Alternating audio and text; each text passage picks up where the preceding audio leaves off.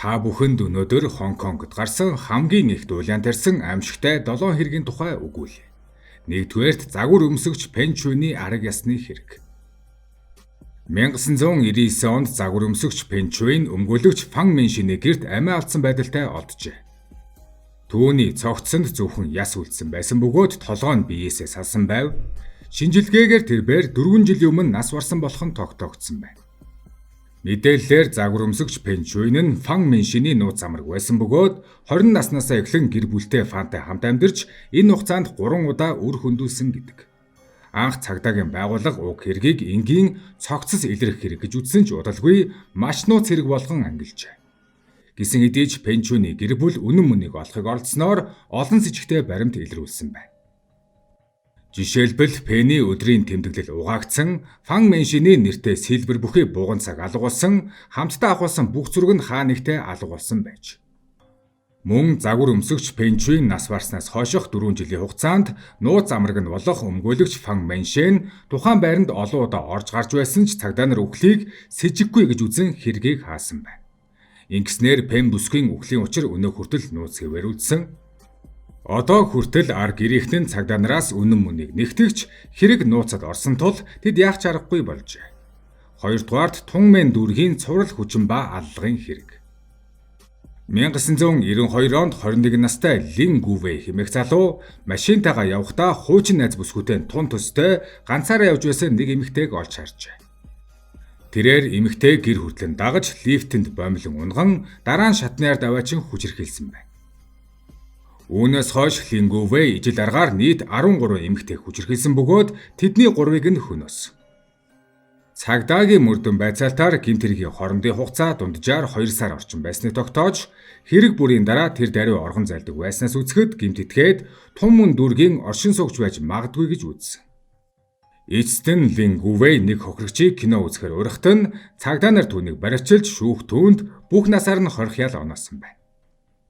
Хэргийн үеэр Тунмэн дүүргийн оршин суугчид айдас давтаж шинийн цагаар эмэгтэйчүүдийг гэрт нь хүргэж өгөх өөрийгөө хамгаалах бүлгийг өөрсдийн санаачлагаар байгуулсан. Ийхүү Лин Гувэй бороотой шөнийн махчин хэмээн нэрлэгддэг Лам Кукуаны дараах Хонконгийн хамгийн алдартай цуврал алуурчин болов. Энэхүү хэрэгт үндэслэн Hong Kong Strange Cases Tongmun Sex Maniac нэртэй кино бүтээгдсэн байдаг. 3 дугаарт Тунмэн дүүргийн давстай цогцсны хэрэг. 1999 онд Жан Вэйвэн хэмээх хэрэгтэй том төмөр хайрцагт дотор нас барсан байдалтай олдхон дэр. Түүний цогцос мушгирсан байдалтай давсанд болгоцсон байсан бөгөөд зүүн гар зүүн хөлөнд тасарсан байв. Мөрдөн шалгалтаар Жан Вэйвэй болон түүний найз үсгүй И Байвэн нар 5 жилийн өмнө танилцсан нь тогтоогдов. Нэг удаа хоёулахна байх үедээ Жан Вэйвэн түүнийг хүчирхийлж улмаар бүсгүй жирэмсэн болж И Юнью хэмээх охиноо төрүүлсэн байна. И охин өөрийнхөө охиноо төрүүлсний дараа хүүхдээ асрахын хажуугаар хичээлдээ шамдаж ахлах сургуулиа төгссөний дараа л Жан Вэйвэний гэрт нүүж орон гэрийн эзэгтэй болсон.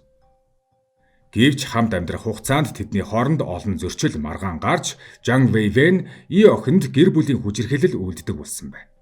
Эцэст нь И Байвэн энэ бүхнийг төвчж чадахгүй болж түүнийг хөнөөн цогцыг нь төмөр хайрцагт нуусан байдаг. Шүүх И Байвэнийг хүний амнасыг санаандгүй хөнөөсөн болон хууль бус оршуулга хийсэн гэм буруутай тооцож 10 жилийн хорхиал оноосон.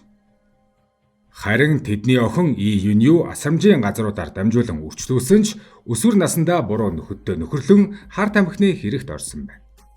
2015 онд И Юнью охин цагдаад баригдаж 5 жил 8 сарын хорхиалыг авсан байдаг. Энэ хэргийг үндэслэн Хонконгийн Legacy хэмээх кино бүтээгдсэн байдаг аж.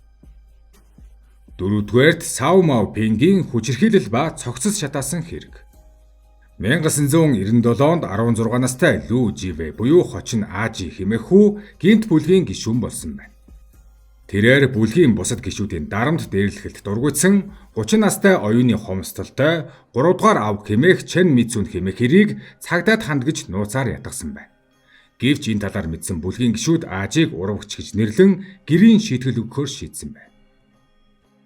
Ажиг 14 бүлгийн гишүүд Ажигийн байранд зодож улмаар хөнөөсөн байдаг. Түүнийг алсны дараа тэд цогцыг аслагдсан газар зөөж аваачин шатааж танихгүй болгохын тулд хүхрийн хүчил цацжээ. Дараа нь үнсийг нь хогийн удан диж хогийн зэг дээр хайсан байна. Хэрэгт оролцсон 14 хүний 6 нь хүн амны хэрэгээр бусдан хүний амнасыг санаатай бус хөнөөсөн бие махбодод хүнд гэмтэл учруулсан цогцыг хууль ёсны оршуулгаас зайлсхийсэн зэрэг гэмт хэрэгт буруутгагджээ. Тэдний ихэнх нь ял эдэлж дуусаад суллагдан янз бүрийн ажил мэргэжил эрхэлж энгийн амьдралаар амьдарч байна. Харин уг хэргийн гол толгойлогч Фү Сянжин Хочин хаан 20 ангид байх хугацаанд боловсролын чиглэлээр магистр докторийн зэрэг хамгаалсан байна. Энэ хэргийг үндэстэн 3 or 5 хэмээх кино бүтээгдсэн байдаг. 6 дугаарт Happy Valley-гийн цогцыг картон хайрцагт нуусан хэрэг. 1974 онд Бан Йин хэмээх эмэгтэйг Оуян Бинчан хэмээх хэрэгтэй алж цогцыг нь картон хайрцагт нуусан байна. Нэгэн цэвэрлэгч хайрцаг доторх нүцгэн цогцыг олсны дараа цагдаа нар шууд мөрдөн шалгалт эхлүүлж улмаар сэжигтнээр Оуян Бинчаныг тогтоож. Хохирогчийн цээжийг хутгаар зүсэж бэлэг эрхтнийг нь түлсэн байв. Гэвч шүүх хэмжийн шинжилгээгээр хохирогч нь өөхөх үедээ онгон байсныг тогтоогдсон бөгөөд энэ нь хүчирхийлэл үлдэгдээгүй гэсэн үг. Алуурчин Оуян Бинчан анх гин бурууга хүлээн зөвшөөрсөн ч удалгүй мэдүүлгээ өөрчилсөн тул хэргийн жихэн үнэн өнөө хүртэл тодорхойгүй хэвээр үлдсэн. Оуян Бинчанд бүх насаар нь 20 хэл оноосон боловч тэр үнэхээр жихэн алуурчин байсан эсхийг зөвхөн өөрөө л мэдж байгаа гэж үздэг. Энэхүү хэрэгт үндэслэн картон хайрцагт дах цогцсны шүүх хурал нэртэй кино бүтээгдсэн байдаг. Харин 7 дугаарт Hello Kitty-гийн цогцсны хэрэг.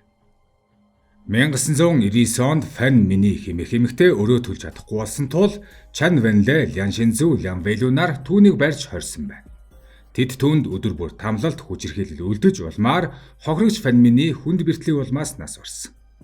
Түүнийг нас барсны дараа цогцыг хэсэгчлэн задлаж, зарим хэсгийг нь чансан бөгөөд толгойг нь Hello Kitty хүүгэлдээний толгойн оронд байрлуулсан байв.